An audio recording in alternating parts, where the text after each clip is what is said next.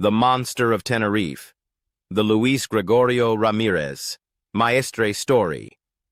Between 2007 and 2012, Luis Gregorio Ramírez Maestre, known as the Monster of Tenerife, systematically hunted motorcycle taxi drivers across multiple Colombian departments.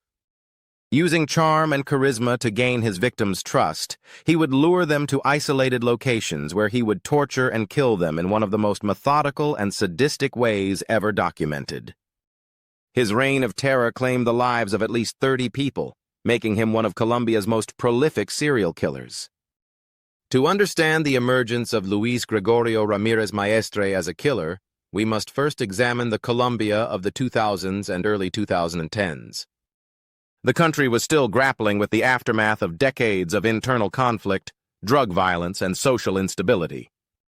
In rural and semi-urban areas, motorcycle taxis had become an essential form of transportation, connecting remote communities with urban centers.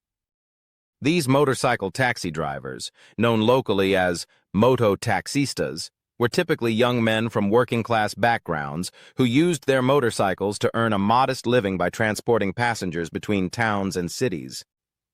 The nature of their work made them particularly vulnerable.